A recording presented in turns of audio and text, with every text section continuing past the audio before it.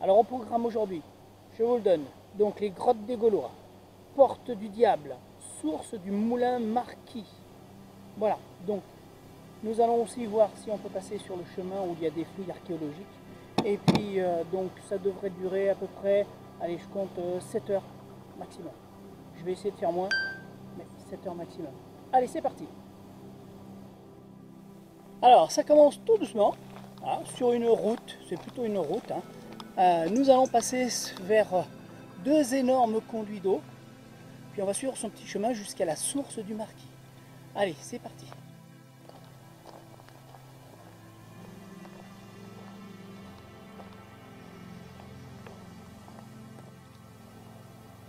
Alors pour cette randonnée, il est plutôt conseillé d'avoir un baudrier avec des longes, parce qu'il va y avoir des passages difficiles et câblés, un peu style via ferrata, une bonne paire de gants et un casque. Ce n'est pas du tout superflu. Allez, on continue.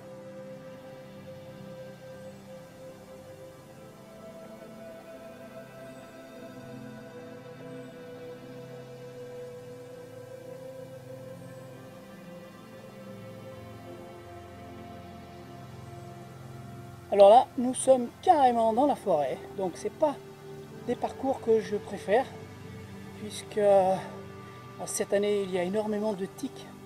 Donc attention, il n'y a pas très longtemps j'en ai eu 3 dans la même journée. Donc bien se badigeonner de produits anti-tiques, ça peut servir.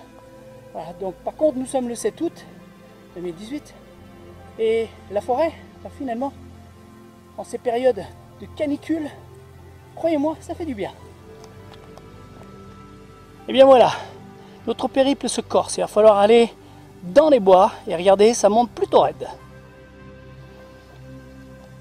Alors tout au long de la montée, vous aurez des indications, des points rouges, et en contrebas vous avez sur un rocher où c'est marqué Saint-Julien, donc il faudra bien suivre l'indication. Et ici vous voyez, c'est indiqué Porte du Diable. Alors on va aller directement à la Porte du Diable, qui nous fera un parcours d'à peu près 1h15 supplémentaire.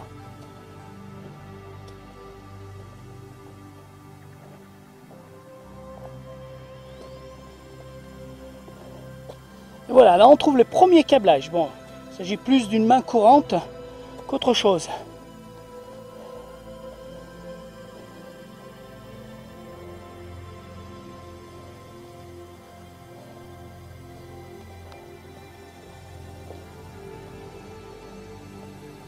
Voici l'échelle qui va mener à la grotte des Gaulois.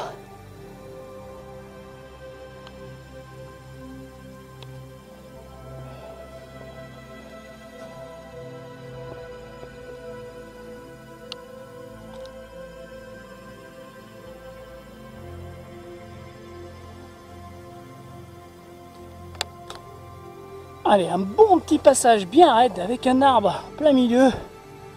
Alors j'ai eu du mal à trouver le chemin, mais il faut bien monter jusqu'à cet arbre.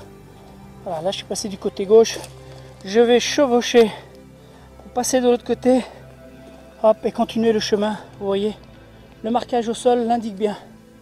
Donc il faut bien monter jusqu'en haut, surtout pas hésiter.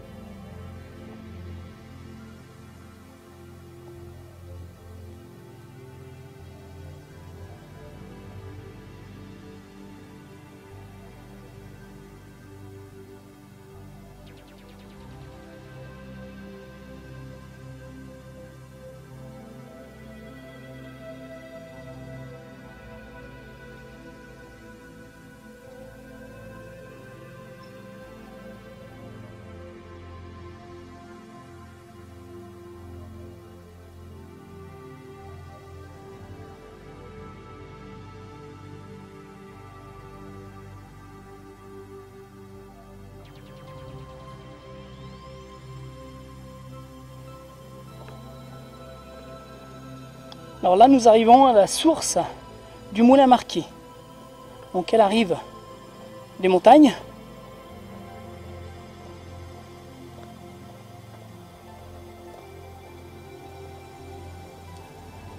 On a une arrivée par ici. On a des arrivées tout le long là-bas.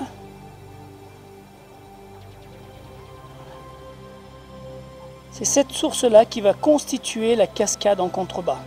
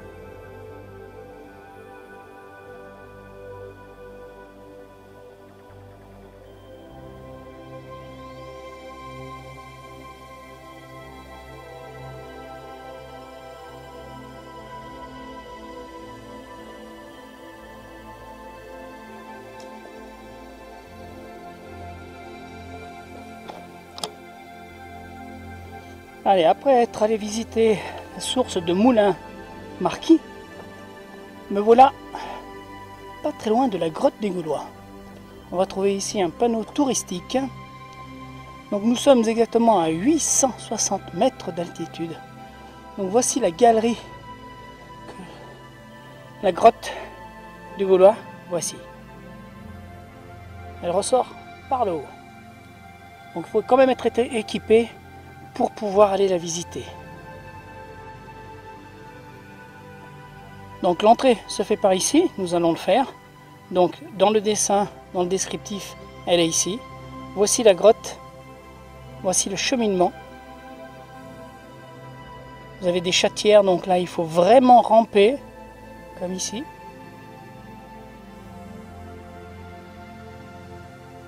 Et à la sortie de cette grotte, vous avez la falaise. Et là, il faut redescendre en rappel.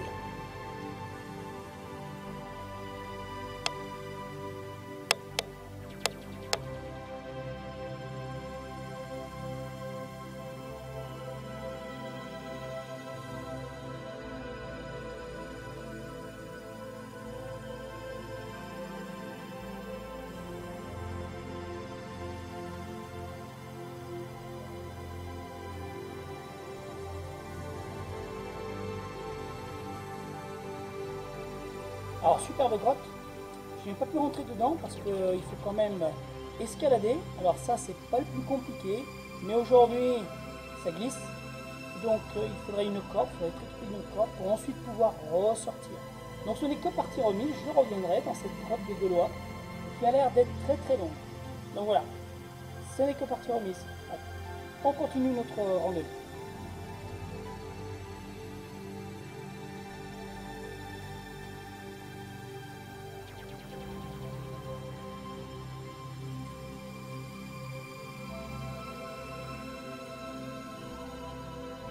Plus bas, vous avez Pont-en-Royans, pour vous situer à peu près. Et derrière nous, nous avons Saint-Julien en Vercors.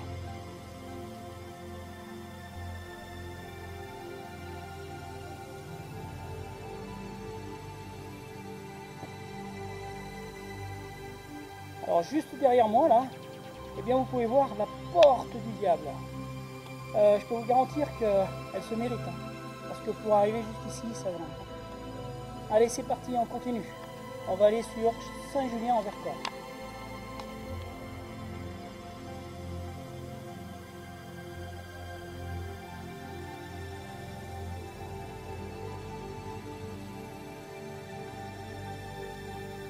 Alors nous arrivons à l'entrée de Saint-Julien-en-Vercors.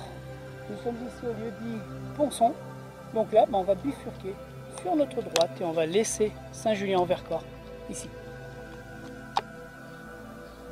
Alors nous allons prendre un petit raccourci par ici, à gauche, en direction de la Madone, pour rejoindre ensuite le pas des voûtes.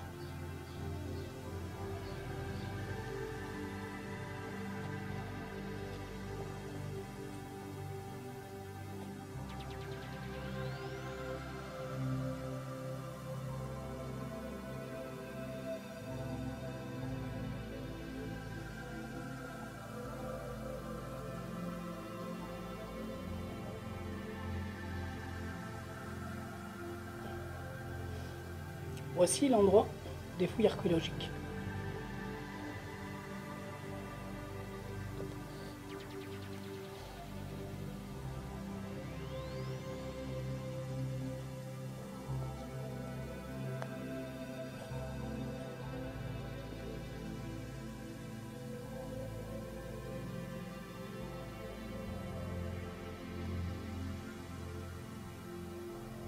Bon, j'ai eu une sacrée averse, hein, donc j'ai été obligé de mettre mon KOM, arrêter et puis bien sûr couvrir mon sac à dos.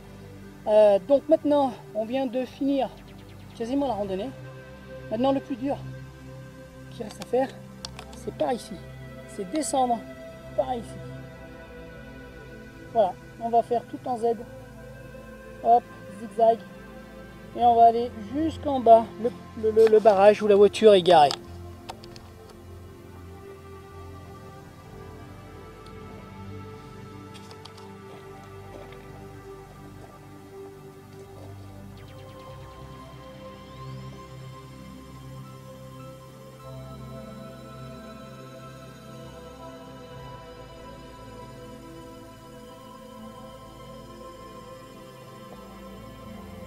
Arrivé en bas, il ne restera plus qu'une chose à faire. Eh bien, c'est d'enlever tout ce que vous avez dans la chaussure. Et croyez-moi, il y a du monde. Dans les chaussettes, partout.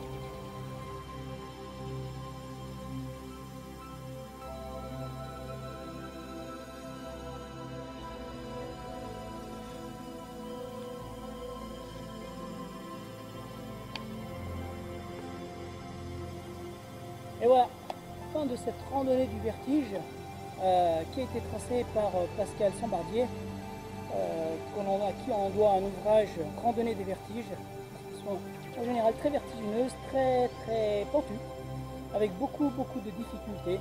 Donc là aujourd'hui, 20 km de parcouru en 8 heures.